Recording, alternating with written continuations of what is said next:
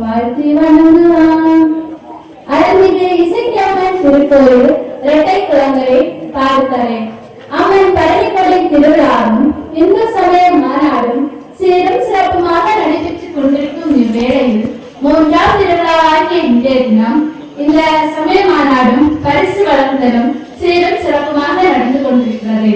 இந்த மாநாட்டில் சிறப்புரை ஆற்ற அமர்ந்திருக்கும் வித்யா ஜோதி எம்என் ஹரிசா கேரள மாநில சமய அமைப்பாளர் அவர்களுக்கும், வித்யா ஜோதி ஸ்ரீ முருகேசன் சார் முன்சிறை ஒன்றிய சமயப்பு அமைப்பாளர் அவர்களுக்கும், இந்த மாநாட்டின் மூலம் ஆன்மீக கருத்துக்களை கேட்டு வந்திருக்கும் பக்த பெருமக்கள் அனைவருக்கும் என் அன்பு கலந்த வழக்கத்தை தெரிவித்துக் கொள்கின்றேன். நான் இங்கு வாழ்க்கையின் காரக மந்திரம் இது என்னும் தலைப்பில் பேசலாம்னு வந்துள்ளேன். எதையும் நம்பிக்கையின் அடிப்படையில தான் நாம் செய்கின்றோம். நம்பிக்கை குறைந்து விட்டால் அங்கே நிம்மதி இருப்பதில்லை. தாயிடம் குழந்தை எப்படி நம்பிக்கை வைத்திருக்குமோ அது போல நாமும் இறைவனிடம் நம்பிக்கை வைக்க வேண்டும். அப்படி இருந்தா எப்படிப்பட்ட துன்பம் வந்தாலும் நாம் நிலையிலிருந்து போக மாட்டோம். அதிக சந்தோஷம் அடையும் போதும் நாம் அமைதியாக இருப்போம். இதற்கு ஆச்சாரிய வினோபாபு மிக அருமையாக விளக்கம் தருகிறார். மன்னன் ஒருவன் இருந்தார். அவருக்கு திடீரென்று ஒரு ஆசை ஏற்பட்டது.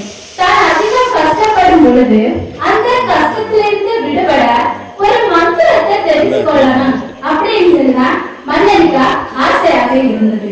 இதற்கான அறிவிப்பையும் மன்னன் வெளியிட்டாச்சு.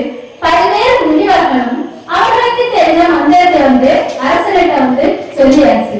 ஆனா அந்த மந்திரங்கள் எல்லாம் அரசனுக்கு தெரியும். அதனால் அரசன் என்ன பண்ணல, அந்த மந்திரத்தை அவர் ஏற்றுக்கொள்ளல. ஒரு நாள் அரசரை ஒருவர் சந்திக்க வராரு. அவரு துறவி அல்ல, முனிவரும் அல்ல. அவர் அரசனிடம் அரசே, துன்பத்திலிருந்து விடுதலை பெறக்கூடிய ஒரு மந்திரத்தை நான் உங்களுக்கு சொல்லி தருகிறேன் என்றார். உன் விரலில் ஒரு மோதிரத்தை அணிவிக்கின்றேன். அந்த மோதிரத்தின் பின்னால் அந்த மந்திரம் எழுதப்பட்டிருக்கும். உனக்கு எவ்வளவு மிகுந்த கஷ்டம் வருதோ அப்பா அந்த மோதிரத்தை கலக்கி அந்த மந்திரத்தை படிக்க வேண்டும் என்று நிபந்தனையும் செய்தார். அரசன் அவருடைய நிபந்தனைக்கு ஏற்றுக்கொண்டார். இப்படி ஆண்டுகள் பல வருடம் அப்படியே கழிந்து போச்சு. அரசன் சற்று அலட்சியமாக இருந்தார். இருந்த போது எதிர்நாட்டு அரசன் என்ன பண்ணியானா, இந்த அரசனுடைய நாட்டை போட்டு கைப்பற்றி கொண்டு செல்கின்றார்.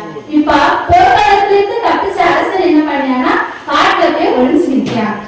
அவன் அரசன் நினைக்கிறான், நான் நல்லாதானே ஆட்சி செய்து வந்தேன், மக்கள் நினைத்தா அன்பாகவும் மகிழ்ச்சியாகவும் தானே இருந்தேன், எனக்கு அலட்சியத்தாலே இந்த நாட்டையே என்ன செய்யறேன், எதிரி நாட்டு அரசனுக்கு கொடுத்தேன்.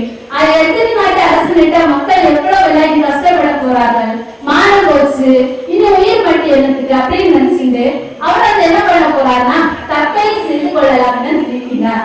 அந்த சமயத்துலதான் அரசனுக்கு அந்த நபர் கொடுத்த ஒரு மோதிரம் ஞாபகம் வந்தது. இதுதான் மிகவும் கஷ்டமான ஒரு சூழ்நிலை அப்படின்னு நினைச்ச அரசன் என்ன பண்ணியானா அந்த மோதிரத்தை கலக்கி பார்க்கிறார். அதில் இத்தனை மாறும் என்ற ஒரு மந்திரம் இருந்தது. அரசனுக்கு ஒண்ணுமே புரியல. இது என்ன இந்திரை மாறும் என்றது, இது ஒரு மந்திரமா என்று யோசித்தார். கஷ்டம் எல்லாருக்குமே வாழதான். இந்திரை மாறி மீண்டும்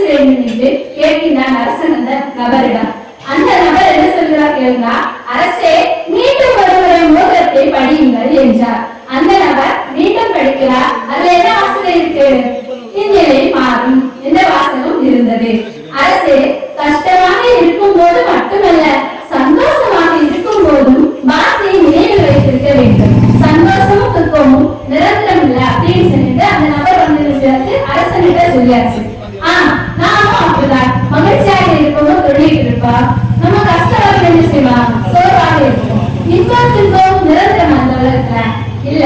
சரியா? அப்ப நம்ம நடத்தி வைப்போம் முடியல.